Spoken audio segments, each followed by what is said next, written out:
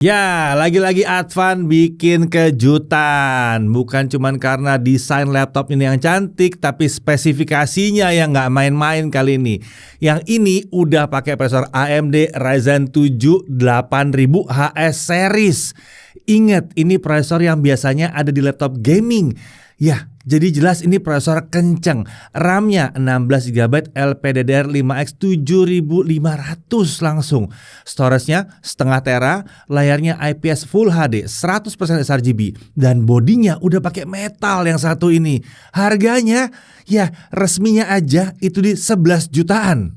Ya, ini adalah Advan AI Gen.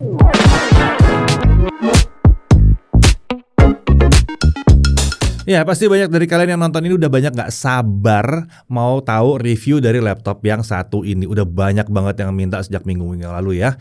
Apalagi saat video dibuat, Advan AI Gen ini jadi salah satu laptop termurah yang sudah pakai prosesor AMD Ryzen 7 8845HS. Nah, penasaran sama performanya? Sabar, kita mulai pelan-pelan dari speknya dulu. Untuk prosesor, dia pakai AMD Ryzen 7 8845HS. Codename-nya adalah Hawk Point. Arsitekturnya udah Zen 4 nanometer. Default TDP-nya 45 watt. Dia punya 8 core, 16 thread. Maksimum boost clock-nya tuh up to 5,1 GHz. Total L3 cache-nya ada 16 MB. Dia punya NPU AMD Ryzen AI. Tapi saat dikombinasikan dengan performa dari CPU dan GPU-nya, total performa yang diperoleh itu bisa mencapai 38 tops. Untuk integrated graphics-nya dipakai AMD Radeon 780M dengan 12 graphics core. Totalnya ada 768 shader unit. Tentunya karena basisnya adalah arsitektur RDNA 3, dia sudah mendukung akselerasi AV1 ya. RAM-nya 16GB LPDDR5X 7500 onboard. Konfigurasinya langsung dual channel. Tentunya karena ini LPDDR5X, RAM-nya nggak bisa di-upgrade, tapi udah cukup gede lah ya. Dan kencang pula. Storage-nya 512GB SSD M.2 NVMe PCIe Gen 4. Masih kurang? Tenang, Advan masih nyediain satu slot M.2 tambahan di laptop yang satu ini. Lalu untuk wireless connectivity-nya dia pakai MediaTek RZ616 Wi-Fi 6E, Bluetooth-nya versi 5.2. Kapasitas baterainya 60 Wh. Untuk OS dia pakai Windows 11 Home. Untuk body, form factor-nya tentunya clamshell. Materialnya metal atau logam di sini.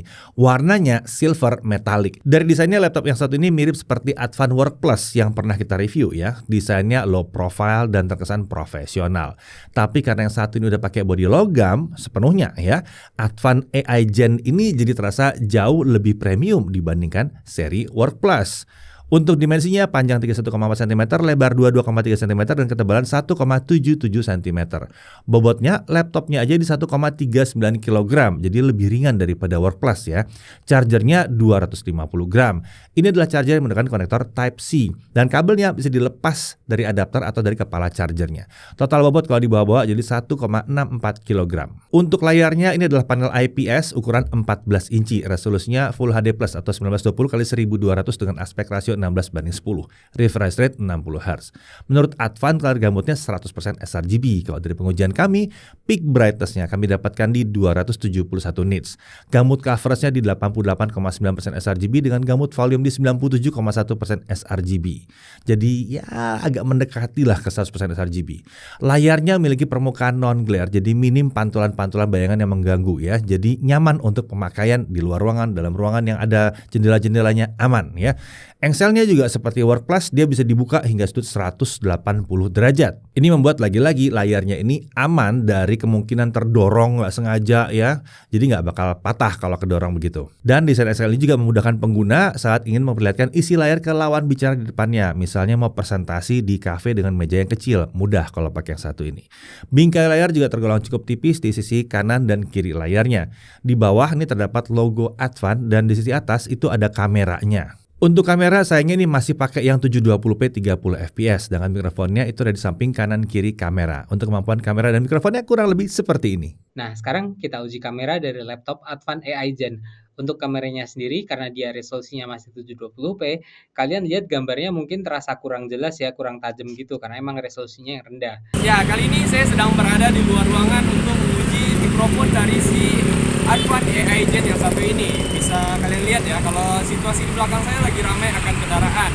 Tapi si mikrofon dari Advan ini mampu meredam suara noise di belakang saya dengan cukup baik. Walaupun suara saya mungkin sedikit terkesan aneh ya. Nah, untuk audionya laptop ini dilengkapi dengan 2 buah speaker yang mengarah ke alas laptop. Untuk suara yang dihasilkan masih terasa kurang lantang di telinga kami ya.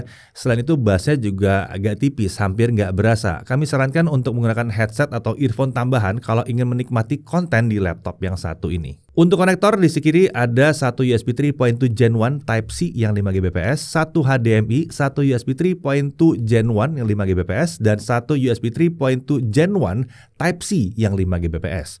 Beralih ke sisi kanan, ada audio jack combo 3,5 mm, ada satu USB 2.0, ada satu USB 3.2 Gen 1 5 Gbps, dan ada Kensington Lock. Untuk keyboardnya pakai keyboard tipe chiclet dengan ukuran yang pas ya, bahkan untuk pengguna dengan jari besar juga nyaman, gak ada masalah. Nah, berbeda dengan Advan Work Plus, keyboard ini punya tombol anak panah yang berukuran normal. Sayangnya, kami tidak menemukan tombol navigasi seperti Home, End, Page Up, dan Page Down, sama seperti Work Plus. Untuk tombol powernya terpisah dari layout keyboard, jadi aman, nggak ada istilah nggak sengaja kepencet, nggak ada tuh di sini. Saat digunakan keyboardnya terasa nyaman dengan travel distance yang cukup dalam. Keyboardnya juga sudah dilengkapi dengan backlit berwarna putih yang memiliki 2 tingkat kecerahan. Tingkat kecerahan ini dapat diatur dengan tombol function plus F9. Nah, untuk touchpad, saat dicoba touchpadnya terasa sangat nyaman, mirip seperti sebuah laptop premium.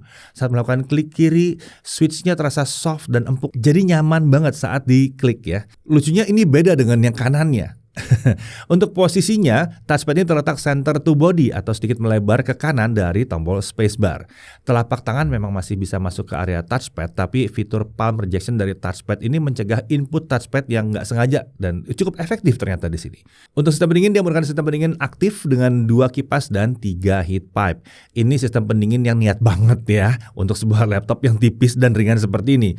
Intake dari bawah, exhaust ke arah belakang. Nah, sekarang kita bahas aspek performanya.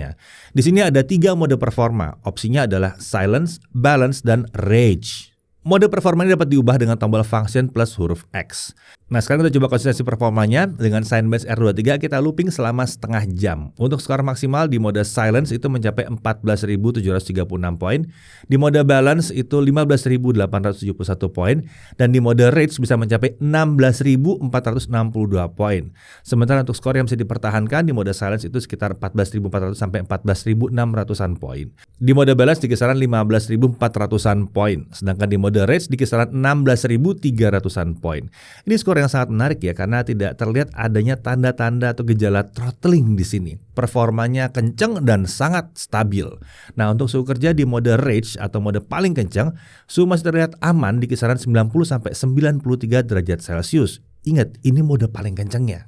Nah, sekarang kalau kita cabut chargernya, kita lihat konsistensi performanya di mode baterai aja ya. Saat tidak terhubung ke charger, skor maksimalnya bisa diperoleh adalah di kisaran 14.563 poin. Dan skor yang bisa dipertahankan ada di kisaran 14.300 sampai 14.500-an poin. Ini menarik karena terlihat performa yang dihasilkan itu mampu menyerupai skor di mode silence saat terhubung ke charger. Alias dicabut dari charger pun cukup kencang yang satu ini.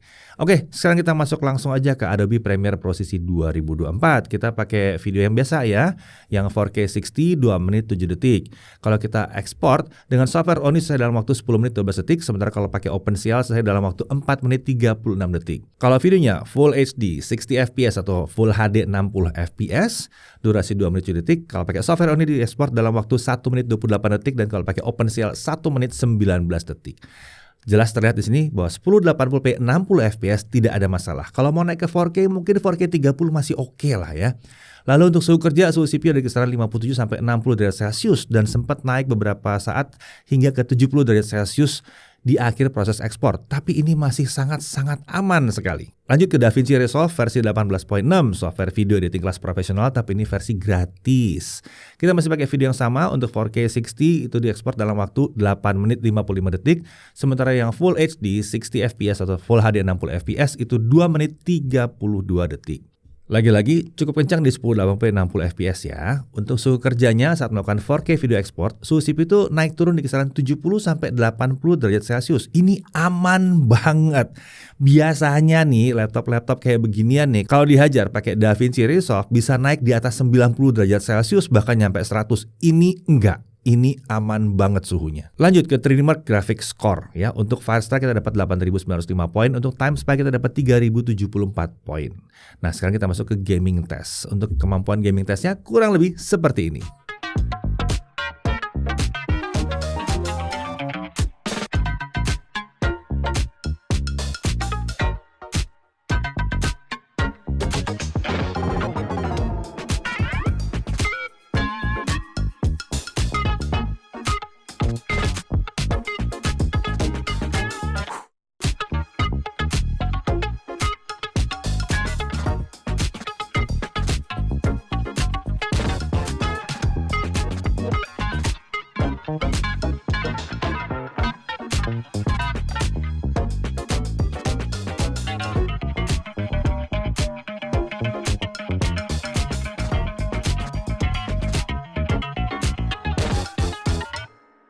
Nah, untuk game yang terakhir, Assassin's Creed Mirage, kalau dimainkan selama 30 menit, kita lihat suhu kerja CPU-nya ada di kisaran 74 sampai 76 derajat Celcius. Masih cenderung aman di sini. Untuk suhu permukaan, titik terpanas di area pojok kanan atas yang juga merupakan exhaust. Di sini bisa mencapai 53 derajat Celcius. Ini wajar ya, karena emang udara panasnya dibuang lewat sini. Dan ini bukan area keyboard. Untuk keyboard, bagian tengah merupakan area terpanas dari permukaan keyboard. Kisarannya cuma 38 sampai 42 derajat Celcius. Untuk area kiri dan kanan, ini lebih aman lagi dan nyaman lagi di kisaran 30 sampai 36 derajat Celcius.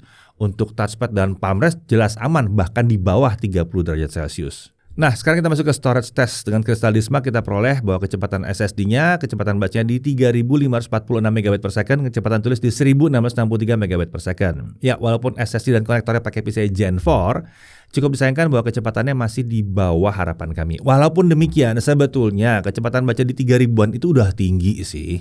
Itu sama dengan laptop gaming 2-3 tahun yang lalu ya. Ya, saya rasa sih kalau dikasih yang 5000 MB per second juga nggak terlalu begitu ngefek di sini ya. Udah cukup kencang sih sebetulnya. Lanjut untuk pengujian baterai, mode yang dipakai adalah balance, tingkat ceceran di 150 nits dengan volume di 25%. Untuk local video playback 1080p, baterai baru habis setelah 9 jam 40 menit. Ini hasil yang bagus banget untuk kelas harganya dan untuk tipe prosesor yang digunakan di sini. Ingat ya, ini prosesor tipe HS ya, yang high performance, bukan tipe U, bukan. Ini yang 45 watt ya. Lanjut untuk charging test. 30 menit pertama terisi 39% baterainya. Nah, ini unik ya. Dalam 2 jam baterai sebetulnya udah terisi ke 95%. Tapi untuk mengisi dari 95% sampai 100% itu dibutuhkan waktu cukup lama, hingga total waktu yang dibutuhkan adalah 2 jam 57 menit atau 5% terakhir itu hampir 1 jam. Sepertinya proses chargingnya emang sengaja diperlambat saat sudah mendekati 100%. Mungkin untuk menjaga baterainya supaya tahan lama. Nah, untuk harganya, harga resmi ada di 11.499.000. Tapi di beberapa toko online, kami sempat menemukan harga yang lebih murah dari ini. Nah, coba kalian cek deh di toko-toko online. Saat kalian nonton, berapa sih harganya? Terus tulis di kolom komentar supaya teman-teman yang lain juga bisa tahu harga terendahnya itu berapa sebetulnya. Nah, laptop ini juga sudah memiliki garansi resmi dari Advan Indonesia selama 12 bulan ya. Oke, sekarang kita masuk ke hal yang perlu diperhatikan. Pertama, ini RAM-nya nggak bisa di-upgrade. Tapi tenang, dia sudah pakai RAM LPDDR5X 7516GB dengan konfigurasi dual channel. Jadi udah siap pakai, udah cukup besar, dan yang jelas kenceng kameranya. Ini resolusinya masih 720p dan belum dilengkapi dengan Windows Studio Effect. Padahal prosesornya udah punya NPU ya di sini, agak disayangkan di situ. Lalu waktu chargingnya agak lama, tapi hanya dari 95 ke 100% yang lama.